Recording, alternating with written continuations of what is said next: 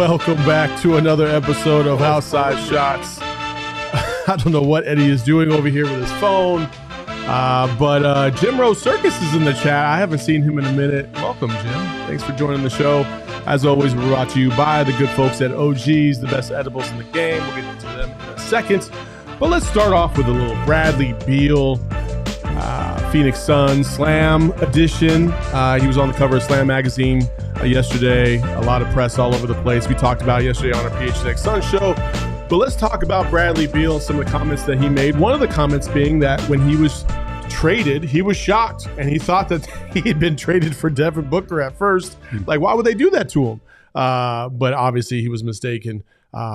Excellent opportunity for him. He's excited to come here to the Valley, as you would expect. But he was more talking about the fact that he gets to surround himself with premier players that have the same desire to be great like he does.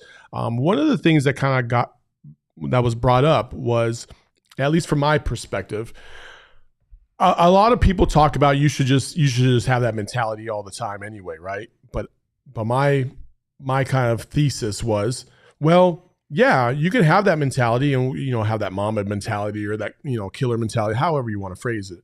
But sometimes you can still learn from other great players. And I think you miss that when you're surrounded by a lot of players that are inexperienced and don't have the level of achievement or level of skill like Kevin Durant and Devin Booker. So, Eddie, I will ask you, how much did your play improve the better the players were that were around you? Not just from like a stat standpoint, but just in terms of your own abilities being elevated. Well, I mean, early in my career, my first year in the league, I actually, you calling me? My first year in the league, I averaged 9 points a game and just was lost. I didn't know what was going on. I didn't know what to do. And then second year, I obviously went to Pete Newell's camp. And former Providence coach. Right. I learned Princeton coach. Princeton coach. And I learned from, Kiki Vandeweghe, Purvis Short, and my average went up to 20. In the first year when we won 9 games, I think we won 20-something games. In the second year when I went up to 20, we did win 45 games. And the difference is I was around better players. I was around more experienced players. Ray Williams, he was a tremendous player in this league. He had come over in a trade, and he was our point guard along with Larry Drew. And Ray Williams brought a sense of understanding to that team. And so what I did was, I toned down my shots my third year, even though I think I had my biggest scoring year then. And I found out that the more aggressive I was, the tougher it was on our team to win. And for me, I mean, it was a humbling experience because I'm thinking, okay, you got to go out there and get 24, you got to get 25 in order for us to have a chance. But then I found out when I just got 18 and I just put more emphasis on concentrating defensively and being unselfish and all of that, all of a sudden it made the game easier. And I think that's what all stars go through. It's hard to carry in this league and think that you're going to be that guy to put the whole team on your back. Mm-hmm. That is not easy. It's only a select few of players in the history of this National Basketball Association that can wake up in this morning and say that they've done that. And it's not many at all. Magic never had to do that. Bird never had to do that. They came into the league, they were on pristine teams right away. Mm-hmm. LeBron had to do it, right? And he got a team to the finals, and that showed us all that he could carry. But in carrying, that doesn't guarantee that you're going to get to the promised land. Yeah. So what did he do? He went to Miami, and he joined up with Chris Bosh and Dwayne Wade. The first year, what happened? They got beat because Dwayne Wade and LeBron didn't know how to coexist together, thinking that they still had to carry in some aspect, and they got beat by a Dallas team of veterans. The next year, Dwayne Wade said, I'm going to take a step back. It's your team. We're going to follow you. They won 2 in a row. So the Bradley Beal situation right now, that's how he, Devin, and KD have to think. It's not about their numbers anymore. It's about trying to win a championship. And if that's going to happen, they all have to give back. And meaning give back, don't think that they have to be the one to go out there and win the game. Just take your shot when it's open, move, cut, do the things other players do as well when you don't have the ball.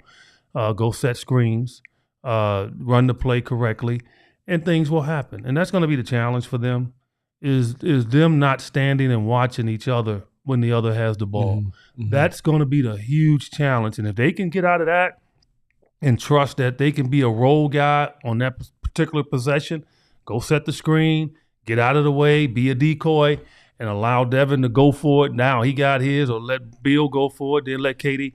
That's how it's going to coexist. And so it's going to be a huge challenge for them. But at least mentally right now, they're on the same wavelength. You know, I think the other part of that, you kind of mentioned it in terms of just playing without the ball. And I feel like, man, I really feel like if you're used to everything being centered around you, which all three players have, that's probably the hardest thing to try to develop. I wouldn't even say learn, because I know they know how to play without the ball. It's a constant reminder. It's like when you finally see film for the first time, right? And, you know, coach's film, they break down and they play. Everybody get the shot going up, rebound, ball goes up the other court, and they're like, "Hey, look at this guy! Look at this guy!" And he's just walking. He's just walking, because you don't realize sometimes that you're doing that in the game, because your mind is into the game, but your body isn't reacting. And so you have to constantly tell yourself. I wonder how long of an adjustment period that, because some guys it could even take years to finally get to that point where you finally realize that you have to do this, as opposed to you hope that these guys can figure out in camp before they get to the season how to really maneuver without the ball and play at a high level. Devin can do it. I know that. That's not because that's what he did for a large portion of his career. But guys like Bradley Beal and KD, who, you know, I don't know. It's going to be interesting. Oh, KD actually had the hardest time because he came into the league as that guy, right? And from the start, second pick in the draft, should have been the first. But I understand why he wasn't. I mean, Greg Oden looked like he could be the next coming of Wilt Chamberlain, as big as he was.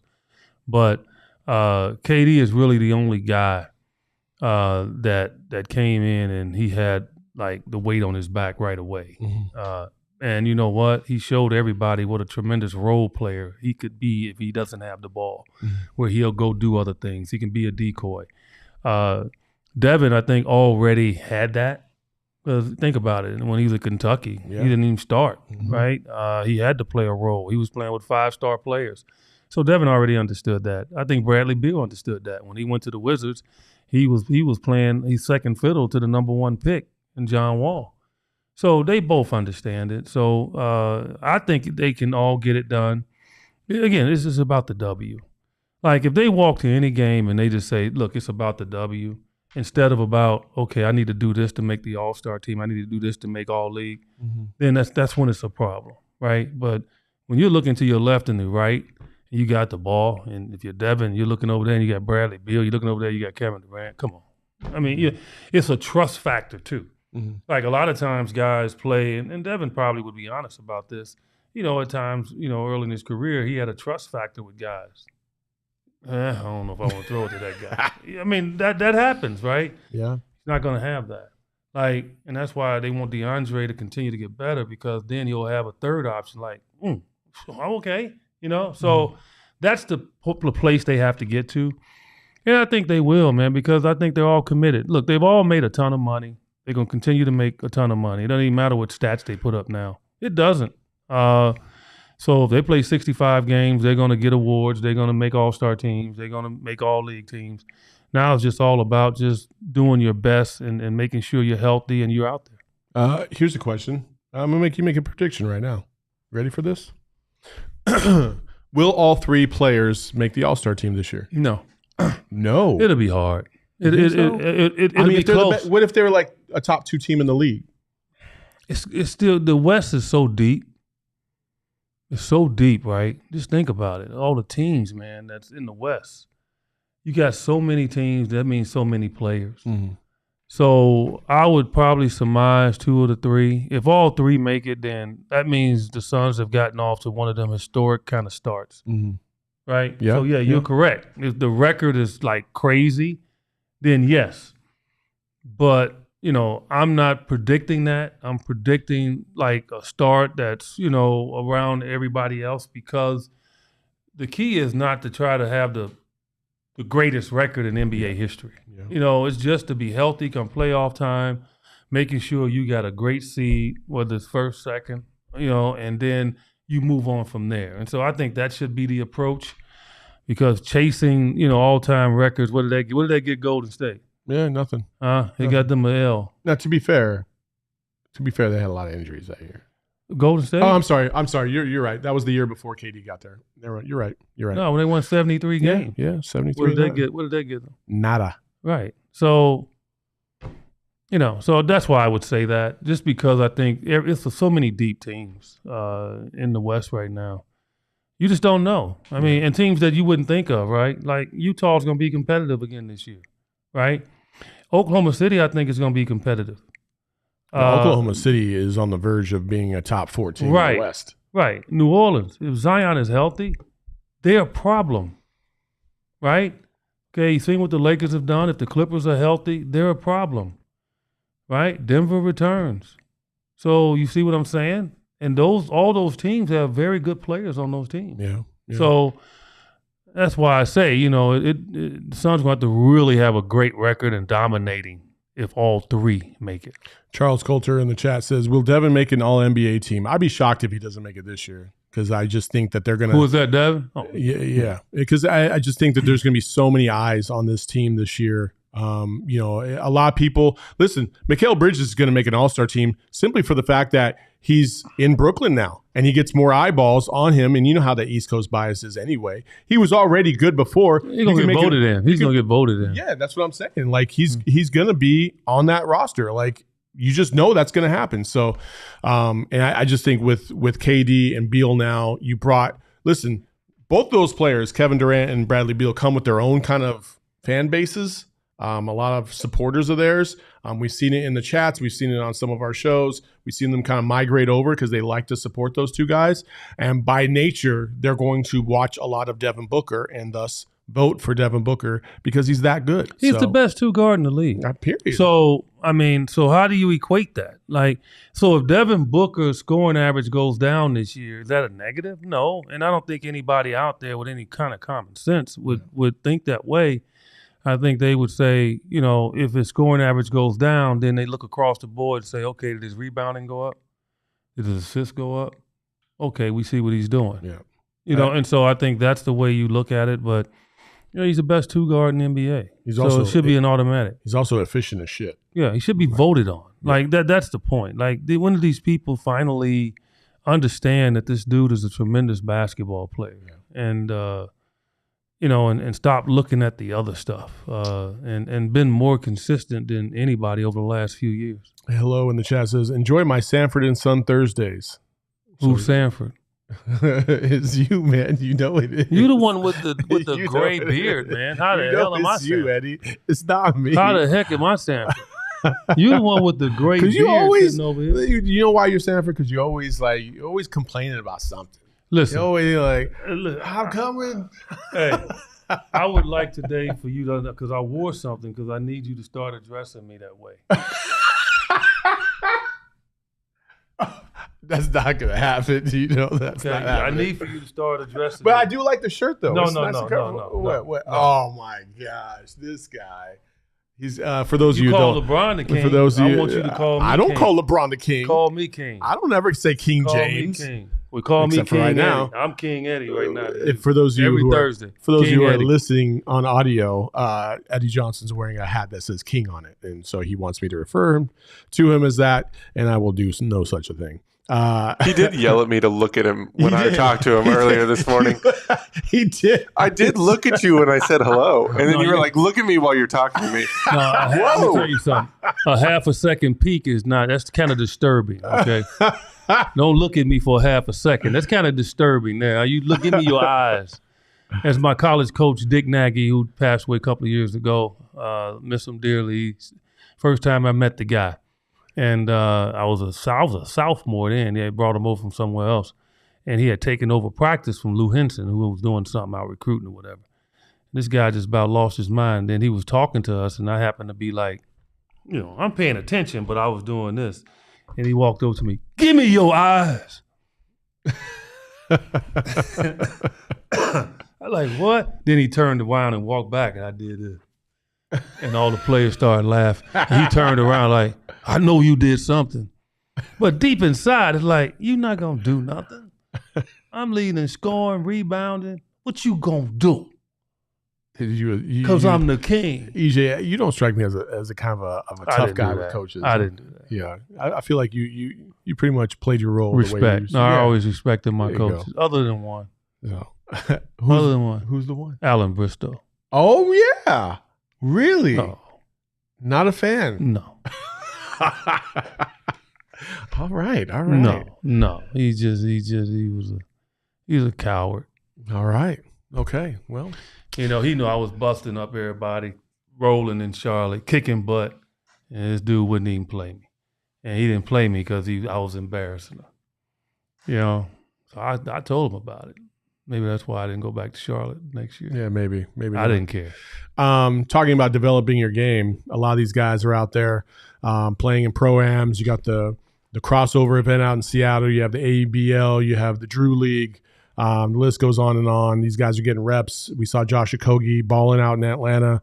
One of the things that I've always been interested in is like a lot of times we don't see pickup basketball games in the off season with these guys, except for these events that are now being televised or broadcast online in a variety of different places.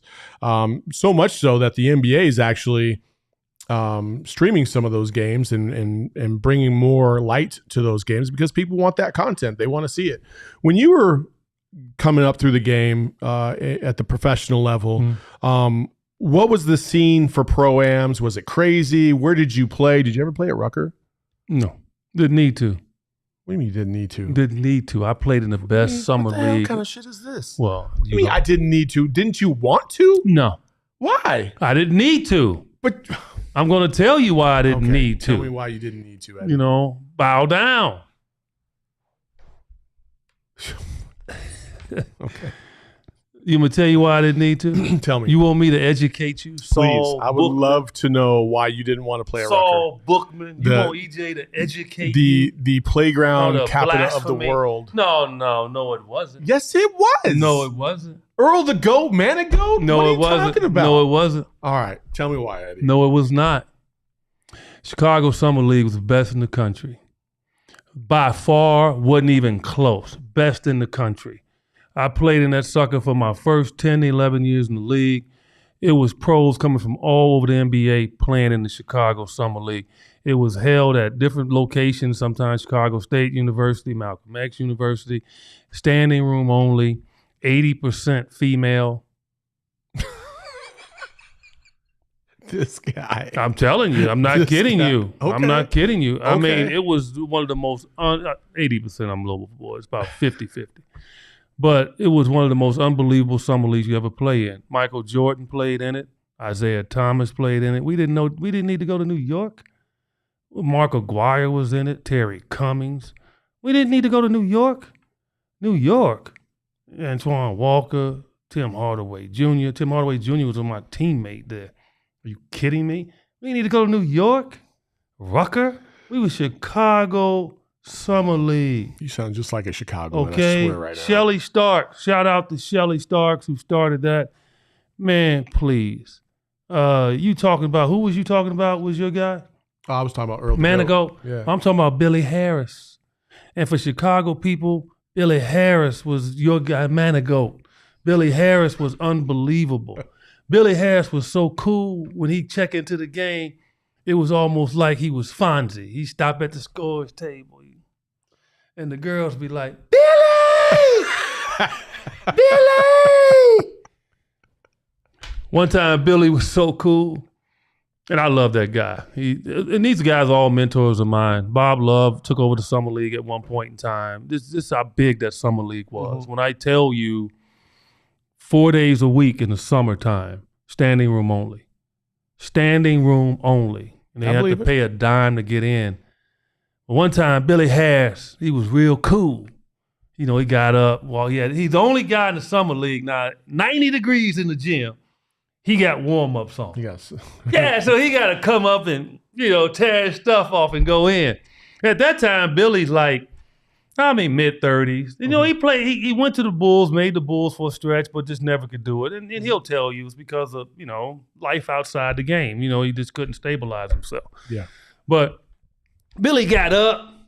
Billy checking in. They jump up. Woo! All he did was he's one of the first guys to be shooting from Steph range. He just shoot it. Everybody be looking at Billy.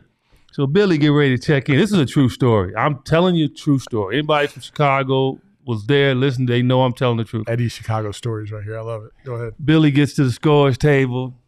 And he getting ready. He got his tight shirt on. He getting in. They screaming. And he had the tearaway warm-ups. He tore him away, threw him over there. He didn't have his shorts on.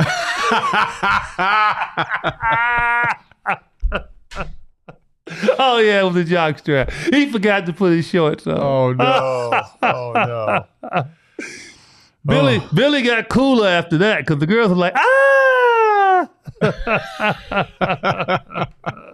Well, no, Chicago Summer League was unreal. If anybody had gone there, they know. Those games were intense. When I tell you, MJ would show up, be ridiculous. It's it was really high level. Magic's played in it. It was guys coming from different cities driving just to come play in that. That was the place to be. And so all due respect to Rucker League, I'm not ripping on them, but Chicago Summer League for that stretch in the 80s. To hold their own too. No, it was the best. It was the best. I'm just saying, Eddie, you didn't have any interest in playing at Rucker. I'm not saying it was better, but you did. It's a legendary spot. I didn't want to miss a Chicago Summer League, man. I'm telling you, it was that intense. It was that competitive. But we I don't care. They playing outside too. We were playing in the gym. It was just competitive, man. And the one thing about Chicago ball players, we have a really sincere allegiance toward one another. Oh, I know. I know. Even I would say this. I've met so many Chicagoans. I played with one to this day. I still am his name is Tony Jones. Mm-hmm. And he was on the And One mixtape tour, and his name was Go Get It, right? But we played together in high school. And from day one, my freshman year, all he talked about was, I'm from Chicago. I'm from Chicago. I was like, but at the time when he was a freshman or sophomore, he sucked. He was terrible. He wasn't very good. Mm-hmm. He could barely get any run. So he'd always talk about, I'm from Chicago. I'm from Chicago. Now, then he hit a growth spurt. And then his game went to a whole nother level. And he was really, really good. Don't get me wrong, but that's all I kept hearing. I'm from Chicago. I'm from Chicago. I'm like, dude, you live in Arizona. Stop. Yeah. Yeah. You guys love repping your city. I'm from Chicago. And you know what? I didn't say everything was great. Yeah. I told myself when I was a young man, standing at the bus stop, 5:30 in the morning, going to practice. I had to go every day. Yeah. It was about, wind chill was 20, 30 below. I'd start crying. I'm like, I will get the hell out of this place. Yeah. Because I can't take this cold. So that's it. So no, I go back. But the summer league in Chicago was unbelievable. One of the things that Eddie's kind of bringing to light, and I'm gonna take this to a different place for a second. All right. So the pride, because there is pride knowing that you made it out of Chicago, from the area that you lived out of. You still represent those teams because you love them, because you grew up on them, the Bears, the Cubs. There's a lot of pride there, right? He still represents Arizona because he spent a lot of time here with the Suns and stuff like that. But that inner pride that he still has for Chicago, and that's something we're trying to build here in Phoenix, because I feel like there's too many people that come from other places that don't want to rep the teams here because they've only won one championship of the four majors. You know what I mean? Like in 80, 90, 150 years of games, right? Worth of games. So that's something we're trying to build here. There is nothing wrong with repping Phoenix. There's nothing wrong with repping Arizona. There's nothing wrong with repping Tucson, because that's who we are, especially if you were born and raised. Who gives a shit what your parents were going through? They might have been Cowboys fans or Bears fans or Bulls fans or Lakers fans. Who cares? You, if you're born here, rep your team. Rep Arizona. This is where you're from. Yeah. You don't have to worry about that stuff. My dad is a Cowboys fan. It makes me want to throw up. Yeah. But I don't rep the Cowboys. I rep the Cardinals, even though they haven't won a lot. And it's easy for people to do that because they moved here, right? It wasn't like, but the Cardinals have been here long enough now for you to root for them. I root for the Cardinals. I'm a diehard Bear fan. I'm not going to deny that. But I still root for the Cardinals. Yeah. I'm happy that the D-backs are playing well this year. I don't dislike a team here. Because I'm rooting for the Cubs no, I had season tickets to D-backs for many years. I totally believe you should rep. The negative for Phoenix, and it's a negative for every city, but the negative for us, especially when it comes to summer leagues, and because a lot of NBA players, believe it or not, people live here. Yeah. We just don't know, but they actually live here. But they're not here in the summer. It feels too damn hot. That's the issue. Yeah. So they're in LA. Like Book lives in LA in the summertime. So I mean, KD has a home in LA. A lot of players are either going to live in LA, they're going to live in Florida, they're going to live in New York, wherever they live. But they're not going to live in Phoenix in the summertime because of the heat. And so it's kind of messed up in that way for summer leagues, for basketball in that sense, but. Still, I don't care. I'll take this heat over that nasty cold any day. Yeah. And I was up last night when it was raining like that, and I started to go outside, take my shirt off, enjoy the rain. But I said, no, Eddie, don't do that. You know who else represents Arizona is the fine folks over at OG's. Go to ogsbrands.com to find the nearest dispensary that's handing out these delicious edibles. Pink lemonade is about to go off the shelves, folks. It's a limited edition. Please check it out. But they also got the berries and the creams now that are highly, highly, highly flavorful. You should check them out, especially that Happy Balance. I had a Happy Balance when I went to Disneyland this last weekend. And let me tell you what, Space Mountain has never looked so awesome before in its life. So check it out. 1-to-1 CBD to THC ratio. And it just eases you along, and it's fantastic. So check it out, ogsbrands.com for your closest dispensary. And remember, as always, you must be over the age of 21 to enjoy. All right. Speaking of weed, KD was talking about, about weed. And again, we got into it on the PHNX Sun show yesterday, so you can check that out as well. But just talking about how, the commissioner basically was all about it. He was all about making sure that weed was off the table in terms of something you can get busted for. It's been like that for quite a while. I feel like it's been one of those unspoken rules in terms of testing that people just don't. I think the NBA knows that a significant portion of the league is partaking in the plant, and for good reason, I would say, because a lot of them will tell you, and hey, I'll testify myself. Like it can relieve a lot of stress, and instead of going to the dark places and the other medicated illegal substances that you can go to, this is definitely the best for you, and it relieves a lot of the not only the aches and pains that you're going through, but also just the anxiousness, the stress that a day-to-day grind in the NBA can really do to you. So I know you've never partaked, but I know a lot of guys that have, and this is a good thing for the league, I would assume. Yes. Well, I mean, obviously, medicine right now has changed. I mean, a lot of states have legalized it. And so you have, establishments around the cities that, you can go in there and get it for medical purposes or whatever. So, yeah, I mean, I've never pushed back on it. I just never have, decided to try it. Not to say that I want one day, but I've never just, wanted to do it. But I don't knock anybody that does. I think everybody has their own decisions they have to make with their body, as long as it doesn't impact other people. Mm-hmm. And so if that's the case, then I'm good with it. Yeah, and that's the thing. And I think, I don't know what, I'm sure Katie's got a pretty good weed guy or dispensary he likes to go to, and he's also invested.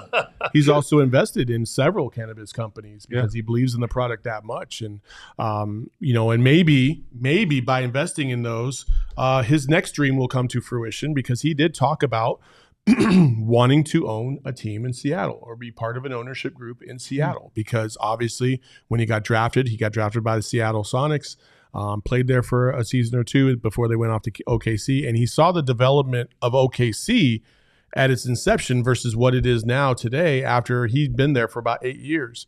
I think he has a lot of pride in Seattle. He loves that city. He wants basketball to be back because that's a good basketball town. They should have never left in the first place, but obviously there was a lot of politics behind that reasoning as well. So the thoughts of Kevin Durant being involved in an ownership group to bring basketball back to Seattle, what are your first? Well, I'm not shocked by any of these players feeling like they can be part of ownership because of the amount of money they're making. Like players back in the day, no way could have thought that way. Like Magic made all his money after basketball.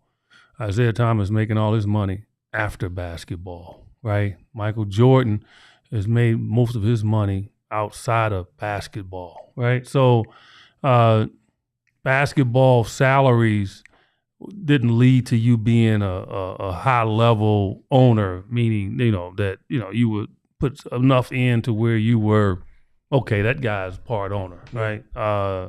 Like Magic with the Commanders football team. Well, we know he put enough in for he can stand forward and say, yeah, I'm an owner. Yeah. So that didn't happen back in our day, and now all these guys are really capable of doing it. I mean, because when their careers are over, a lot of these guys are going to be probably made over $500-600 million in just their basketball salary, not talking the other things that they're doing, and then the investments that they made could, obviously take their, level of finance up another level. They can arguably go into a room and say, hey, I'd like to be part of an ownership group. So I'm not shocked that KD wants to do it. I think that's the way to think. I wish back in the day we were able to think to that level instead of just working for somebody and having somebody work for us.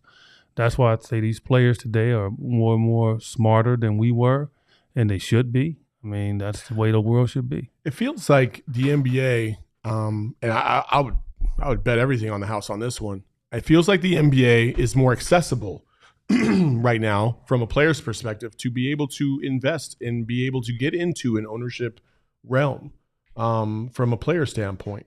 I feel like baseball, it's pretty hard to get into that ownership group.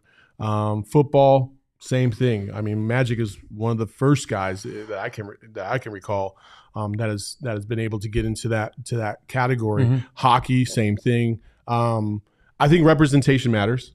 I think players being involved in these leagues, these ownership groups, or even at the commissioner level, is valuable because they have a perspective that, listen, Matt Ishbia played basketball at Michigan State. Cool. He has friends that are in the NBA. Cool. But I think if you were talking about him versus like this is a bad example, but Michael Jordan, there's a different perspective. Now, Michael Jordan wasn't nearly as successful as he as an owner, but I'm just saying that it's a different perspective. And Michael Jordan represents something that you just don't see a lot in sports right now, which is minority ownership and former players being involved in ownership groups. It just doesn't happen very much. It's happening. It seems like it's happening more in the NBA than it is any of the other sports. Yeah, it is. I think the NBA players are more, and not taking it away from football, I think it's harder to get into football ownership. That network seems to be, that's like the NCAA. Yeah. They don't want to give up nothing. It's the good old boy network. Yeah, they don't want to give up nothing. The NBA owner seems to be a little bit more open and understanding that, it's great to have players be a part of what they help build. And that's the great thing about the NBA. It's always been ahead of all the other sports in regards to that. And, just the social climate within the NBA has been better than most sports. And so you have to give a lot of credit to, starting with David Stern and evolving to Adam Silver. How they, at one point in time, they made the league about the players. Whereas football is just about the name on the jersey. And you can get away with that, and football has, because players wear helmets, and so the player's face isn't as visible. But in the NBA, you go to the game, you're seeing that player. You can't hide. You're seeing him. And so why not market him? And they've done a great job at doing it. And so now they're rewarding these guys with giving them opportunities. The NBA has tremendous internships. I went obviously to the internship of broadcasting. I went to New York a couple of years. They worked with me, built my resume tape. So when I was ready for me to do what I had to do and put myself in this space, I had my work that I had been doing while I was playing the game of basketball. And so a lot of these guys, they do go to business internships to learn business, to learn the NBA. A lot of these guys spend time in the summer in the NBA office learning a craft because they want to build to what they like to get to. Yeah. And so when you do that, you're going to have a great opportunity. And so, yeah, I mean, I'm excited that Kevin Durant is thinking that way. He's obviously a guy that's really out there in that space of everything. And you know, Seattle, man, it's a beautiful city. I played there for 3 years. It's one of the best cities I've lived in. I just wouldn't live there because the rain just drove me nuts. But to each his own. Mm-hmm. But I love the people. I love the climate there in regards to, you know, how people treated you. And they deserve a team, man. And it's a lot of ex-players that's behind that, that's pushing for it. But, you know, if Bill Gates was athletically mindful, that team would have never gotten away because he could have bought that team, and he didn't. Steve Ballmer, I don't think, you know, was in a position at that point in time maybe to buy it. But obviously he wanted a team because he bought the Clippers. And so, you know, the city of Seattle let the Sonics get away. They can only blame themselves. But guess what? I think they'll eventually get a team back. Yeah. And so I can't wait for that day. Yeah, I think Seattle and Vegas are probably the two most obvious candidates to get the next two expansion teams if they do. And I would be shocked if Seattle didn't go back to the Sonics branding. But I mean, listen, I think expansion is good. I also think that, you know, players being involved in ownership groups, like I said, is great. And I'm glad KD has that perspective because a lot of players don't. And a lot of players just rely on their NBA money and their marketing money. And then when they're done playing and they're not in front of the TV screens anymore, they're not on the court anymore, they don't have anywhere else to go. And it's changed though. So it has changed. I know, a lot, man. But there's a lot. There's some players that still don't have that mentality. Well, they're young. Yet, yeah, they're young, and it still needs to develop. Well, sometimes those guys, yeah, you can say that they're young, but they get out at 24, 25, and then they're trying to figure it out, and then they have to go elsewhere to play in other endeavors, and they're still chasing that dream of getting back into the NBA. And by the time everything's said and done, they're like, shit, what else am I going to do now? Yeah, I mean, it's like I said, but it's so much better now. A lot of these young guys, man, I'm telling you, man, they obviously been educated at the lower levels better than we did. You know, I mean, they have a head start on us, and I think for the most part, a lot of these guys, they are mindful of their money, and they're mindful of what they want to do, more so than our era. And our era, because one, we weren't getting paid a ton of money. A lot of us, when our career was over, we had to go right back to work and just sustain and not kill the principle, what we build up in the 10, 12, 13 years we played. Jaylen Brown's making $60 million. And, you know, you got great players that didn't make half of that in their entire career. And Jaylen Brown's going to make it in 1 year. Michael Jordan didn't make that in his entire career. He made 33, I think was his highest at the end of his career pretty much. But Dr. J's of the world made $10 million in his entire career. I mean, if you go to Basketball Reference and you look up the old time players, you'll see that those guys didn't make much money. Like, you know, and I'm on Basketball Reference, so I don't need to hide it. You know, I think it's a little bit low, but still, you know, it's got me down for $10 million. They're not that far off in my career.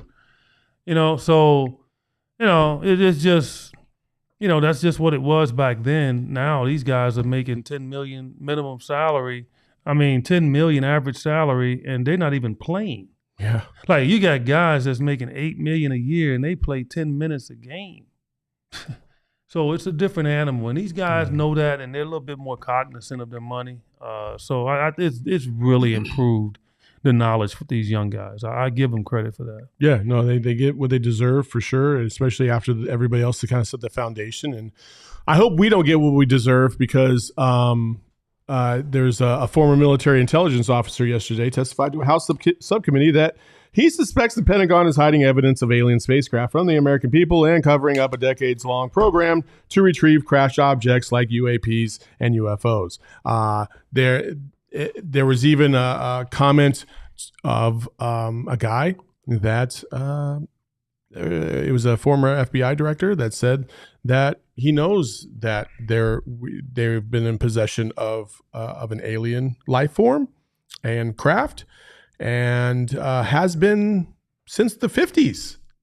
And so I have a couple things I want to say. First, I love how everybody immediately, as soon as this started going viral yesterday, I love how everybody assumes that aliens, if they came to town, would absolutely just destroy us. First of all, if we have an alien life form from the 50s, clearly they're not the superior being at the time, because we have them. We've locked them up. Like, what are we doing? I don't get it. I don't understand why we just assume that they would be the superior being. What, because they traveled fucking from the X galaxy? I don't give a shit. Like, I don't care about that. Like, but you came here and you failed, and then now you're stuck in some basement lockdown facility in a government facility. Like, I don't get it. When did you hear about any of this yesterday? Yeah. What were your initial takeaways? Are you scared like everybody else is? Remember, man, I'm a history major, man. I'm always like watching History Channel. I watch CNN at least 2 hours a day. As everybody, and some fans in Arizona want to always continue to tell me to shut up and dribble because I am politically motivated. I do have my opinion, especially on that stoop down there in Florida that want to change history. And so I'm always getting quotes from people, even Suns fans. They get mad that I'm talking politics, and even they want to tell me to shut up and dribble. And I'm like, so all of my schooling that I've had, the fact that I went to the University of Illinois, and I am telling you, nobody give me a damn thing. I went and earned my degree. I went and earned my securities license when I was in securities. I'm not the smartest guy, but I'm a hardworking guy. And from a political standpoint, I have been involved in politics silently. Matter of fact, I was the one that emceed the governor's inauguration this year. Okay? So I don't know why I have to shut up and dribble when I've been paying taxes like you stoops. And so it just bothers me when people say that. And so, no, I'm a man of the world. I study everything. Matter of fact, I'm writing my first fiction book right now. True story. What's it called? What's it called? I haven't named it yet, sure. but I'm 9 chapters in. So is it called? People try to figure out how the hell does he find all that time? Is it The Truth Is Out There? No, it's really a thriller. It's a thriller. I have a top writer working with me. Wait a minute. Oh, it's a thriller. You're writing a nonfiction thriller. Nonfiction. What? Who are you right now? Nonfiction, man. I've been working on it for 5 months. And so I always wanted to do it. Always wanted to publish my own book. I did that. Now I've always wanted to write a book. Like, I grew up like reading Stephen King and just reading all these different books. So it's like, you know what? I'm gonna give my go at it. Okay. I'm 9 chapters in right now. So now aliens. So my point is just to validate myself. Because what I'm getting ready to say, people might not like. A long way around. I think you off board. I think you off board. Why? Who's to know the alien wasn't drunk? Maybe he was escaping. maybe he was a rogue. 5 million miles through the galaxy and just had to hit the sauce real quick. Maybe he was like that dude. Maybe he's like that dude in Korea when he knew that they was getting ready to arrest him. He ran we ran across the border. Like, you don't know. Like, you have no idea. But what I would say is the government will always hide that, because if they didn't, it would create panic. It already is creating panic. No. If they showed it, it would create panic. Oh, 1,000,000%. I believe so that. That's why they won't. That's why it's always been a secret. That's why it's always been kept out there. But don't you find it extremely convenient that these aliens just happen to find these places that nobody else is there. Like, for instance, a couple months ago, these guys in Nevada, right, called 911 because they said they saw some figures in their backyard. The cops go there. They see a flying object go to the ground, like off in the distance. Nobody ever found that flying object. And nobody ever took, like, I'm sorry, Eddie. The first thing in today's day and age, if I see some 8 to 10 foot fucking being out in my backyard, I'm taking a picture. I'm taking a video because nobody's going to believe me. But they didn't. They called 911 first and got everybody to believe that. It's always a mixture of people that's going to embellish. It's always bullshit. But it's always a mixture of people that's going to embellish. You're totally correct. But also what people need to understand is, like, scientifically, we are like further ahead than what people think. Like, for instance, this is an 11. Which one do you 12. have? You have a 12. Mm-hmm. Shit, they probably already got 25 in storage. You get me? Mm-hmm. They already got iPhone 25 in storage. Like, they said they got iPhones. It's coming up here where you put your phone there and a hologram is going to pop up. Yeah. But why would they put it out now when they're still getting millions and millions for this? So my point, technologically wise, we are so far ahead than what people think. And so here's what I'm saying to you. When people do sometimes see weird shaped flying objects, what makes you think that's not ours? See, that's the point. Like, that's where you get caught up. It's like we have like vessels right now that they slowly release. You've seen the drone car? You've seen the car now, the flying car? This crazy ass rabbit hole. Have you seen the flying car? They have flying cars they're testing, like I think right now in Spain or Germany. It's a flying car. Already. That's already been here for years. For years. Okay. They have drones now in the next few years will actually come, and they're doing it in Germany right now. They will come, hover over your car, because sometimes you can't park downtown, will come down, lock onto your car, pick you up, and take you, and leave the chassis of your car. See, people don't, because they're not reading. They don't understand that technology is so far ahead. Wait. Yeah. These magical drones. Well, it's not magical. They're not magical. They're just going to take the car and leave the chassis on the ground? How? Because the cars are going to be made that it just it releases it from the in the chassis. Future that will happen. Well, it's happening now. But what car is disconnected from the chassis? Building it now. It's a train that they're building right now that's going to go from California to New York in probably less than 4 hours. And they're building it right now. Right now. Going through the mountains. Why do I not do your research? Oh, I'm just telling you, technology is ridiculous in this country. So my point is, when people are seeing these weird shaped objects and they're flying, a lot of the times that's ours. I get that. It's not alien. It's ours. And I'm not saying there's no other life out there. I'm not saying that at all. We're in a vast universe, okay?